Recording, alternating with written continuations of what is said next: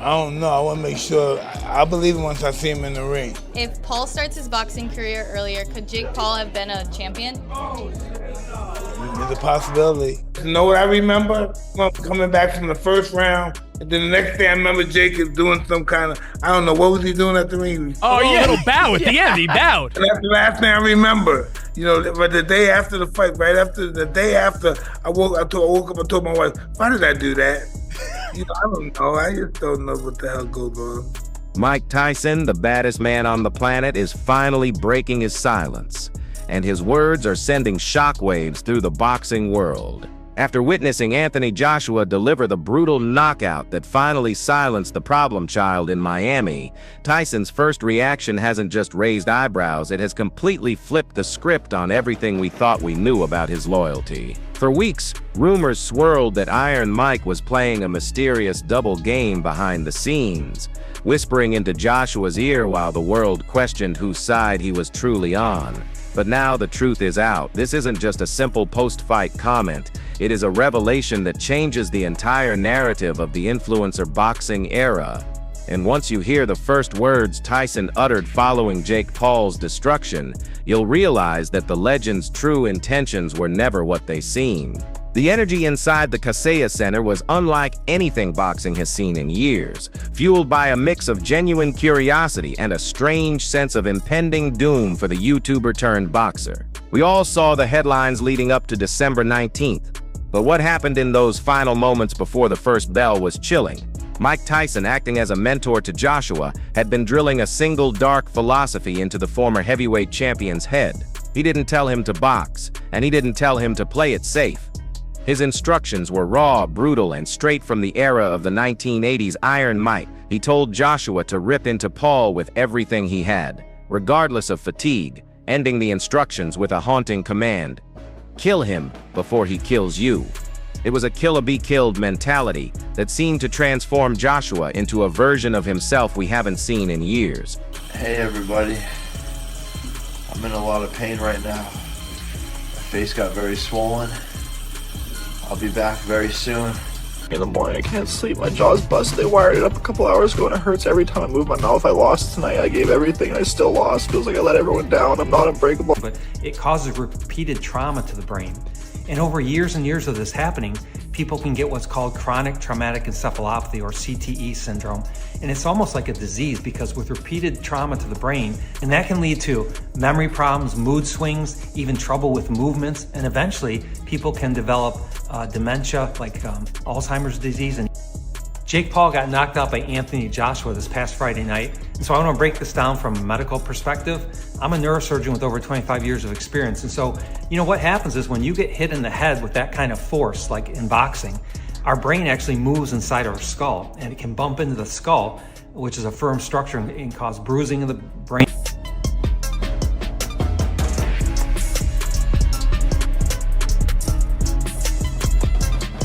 私は少しめちゃくちゃだけど、あなたは永遠に私を大事にしてくれますか? Jake Paul gets his jaw broken.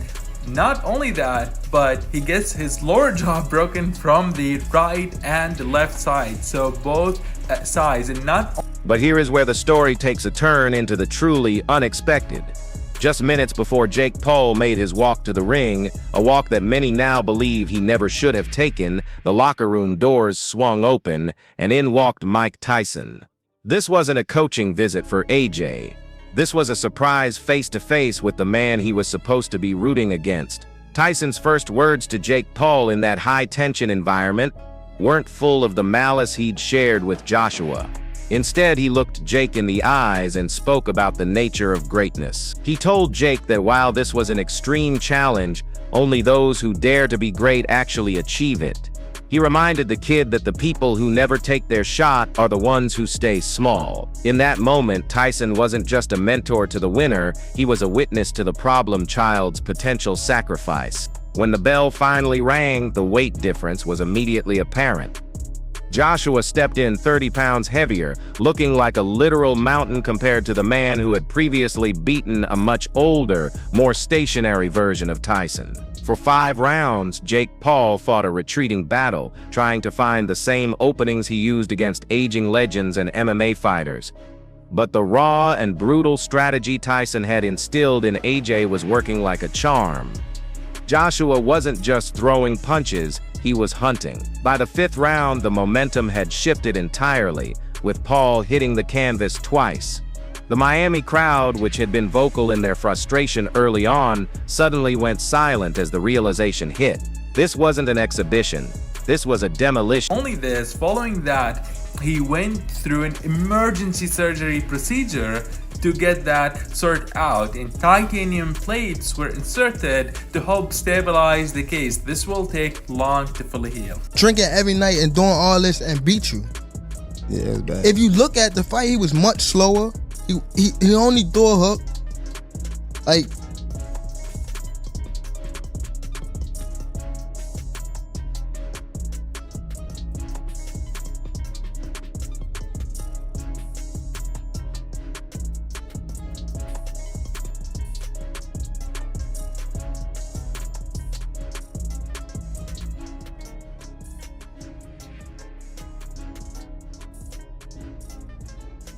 he was going to like tie him down and catch him with a good shot and shit like that. So wait, do you think, curious, because it's a business aspect, but again, I'm still a nigga and I'm still a casual fan, so I'm being real, so hold on. A couple of times, pushed down on the back of his neck, pushed down on the back of his head, got him to the ground. There was a few times where Jake looked like he was going for a takedown. Again, that was Jake trying to engage in the clinch, and AJ smartly moved back. In one instance, I think it was the 5th round, Jake engaged for a clinch, AJ moved back and started punching. To Anthony Joshua sleeping Jake and breaking his jaw in 2 different places, along with breaking his teeth. Javante joined the fun with the rest of the boxing community by throwing a meme on Jake Paul. That was his reaction, as you guys see above. Jake Paul was knocked out in round 6 and suffered 2 fractures to his left jaw. Here's the moment that did it. Chin served on a platter for that right hand right there. And look at Jake Paul's face. There's no way I can share the actual injury here. It's a bit too gruesome as the camera was put inside Jake's mouth and his teeth were actually not in a straight line. They were separated from the others as the jaw deviated. The question is though, what kind of recovery process Jake would be down on Jake's back. So all of those things kind of deteriorated or emptied Jake's gas tank a lot earlier than I think he expected it to. But overall, I thought he deployed his game plan well for the first 5 rounds and actually had some success. He even moved AJ back a few times, 1 by just jabbing in the air, and 2, when he caught him, he moved AJ. Like somebody I know. The climax arrived in the 6th round with a ferocity that few expected. Anthony Joshua landed a right hand so devastating that it didn't just end the fight. It sent Jake Paul straight to the hospital with a suspected broken jaw. The problem child had finally met a real problem, and the aftermath was nothing short of chaotic. As the medical teams rushed in, the cameras immediately panned to Tyson, who was watching his protege's work with a look of stoic approval. His post-fight reaction was a masterclass in complexity. He expressed a deep respect for Paul's toughness, acknowledging that the kid had stayed in there longer than many expected. But he didn't stop there. Almost immediately, Tyson's mind jumped to the future, and what he said next has the entire boxing world in a frenzy. You would think that seeing a man's jaw shattered would be enough to close the book on this rivalry. But Iron Mike is built differently. In his first official post-match comments, Tyson revealed that he is wide open to a rematch with Jake Paul, and keep in mind Tyson is approaching 60 and has a massive exhibition scheduled with Floyd Mayweather in the spring. Yet he claims that his experiences training with AJ have taught him how to prepare better than ever before. He admitted that in his first fight with Jake, he left his best work in the gym by training too intensely. Now watching AJ execute his game plan to perfection, Tyson seems convinced he can return and finish what he started. It is a move that feels equal parts legendary and dangerously ambitious, leaving fans wondering if the cycle of influencer boxing will ever truly end. The fallout on social media was an entirely different beast. Anthony Joshua didn't hold back, taking to X to post a photo of the knockout blow with the savage caption "Netflix and chill," accompanied by a throat slit emoji. The post went nuclear, racking up millions of impressions within minutes. Meanwhile, the UK's favorite antagonist, Tyson Fury, decided to weigh in, calling Joshua's kill comments classless. This didn't sit well with AJ, who used his post-fight interview to call out the Gypsy King directly, setting the stage for what could be the biggest heavyweight clash in British history. Even KSI joined the fray, posting a reaction video that mocked Paul's defeat, further stirring the pot of a community that thrives on high-level drama and public feud.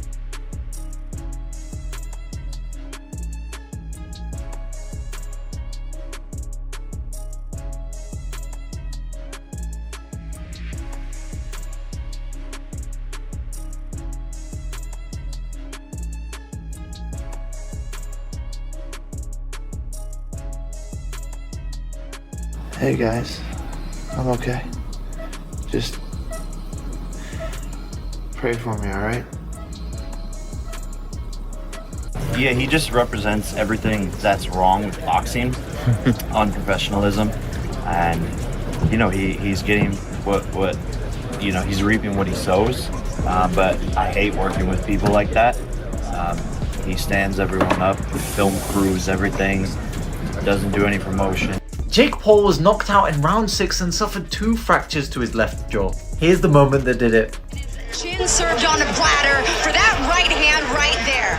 And look at Jake Paul's face. There's no way I can share the actual injury here, it's a bit too gruesome as the camera was put inside Jake's mouth and his teeth were actually not in a straight line, they were separated from the others as the jaw deviated. The question is though, what kind of recovery process Jake would be AJ back. AJ came right back in and swung, but he did move him back. When this fight was first announced, you said to several media members that like initially you weren't down for this fight. You thought it was just a little bit too much too soon, to paraphrase. Did he do better? Did Jake do better than you thought? Result aside, obviously you wanted him to win. You thought, I think by the end that he was going to win, but did he actually do better than you thought initially? And doesn't do any posts, but it is what it is. I'm actually glad this all happened this way so that he doesn't get, you know, the biggest paycheck of his life and just continues to be a piece of shit. The Ring 4, November 22nd. Watch only on DAZN.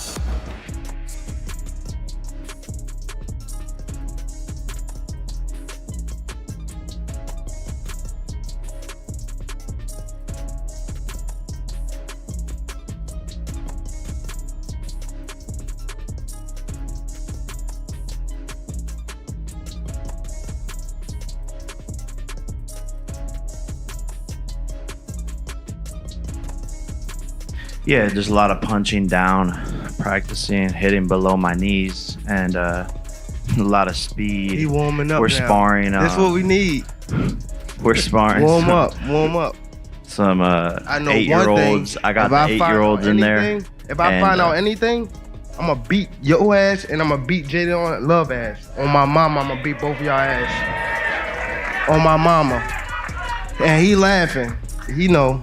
Now both Joshua and Paul are facing indefinite medical bans following the brutality of the match, which is standard procedure for a knockout of this magnitude. But the questions lingering in the air are much bigger than a temporary suspension. Was Tyson's involvement a way to vicariously get revenge for his own loss to Paul? Did he purposefully mold Joshua into a weapon to prove that the old school style still reigns supreme? And most importantly, is the world ready to see a 59-year-old Mike Tyson step back into the ring with a man who just had his jaw broken by a prime heavyweight?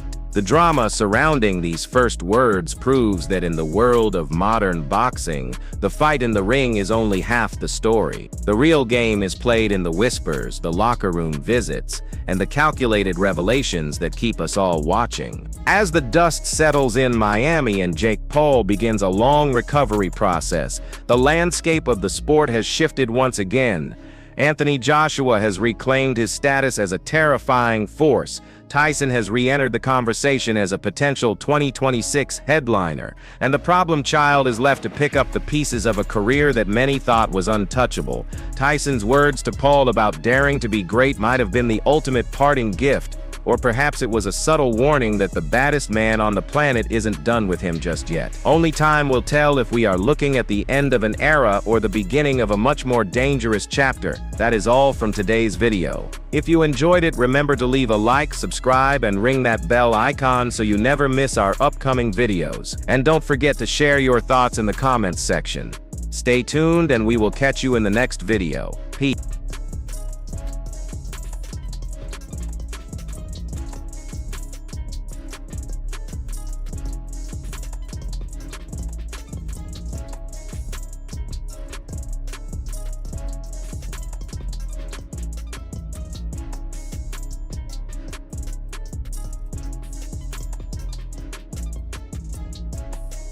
Right, listen, respect to Jake. You know, he was a tough guy in there. Obviously, he moved a lot and made it difficult for AJ. And AJ's been out of the ring for a while. He's a bit rusty. It took him time to just get hold of him, but I was impressed with Jake. And listen, as I said to Nikisa, at the end of the day, he took shots that a lot of people would have got knocked out, clean out by, especially at the end. You know.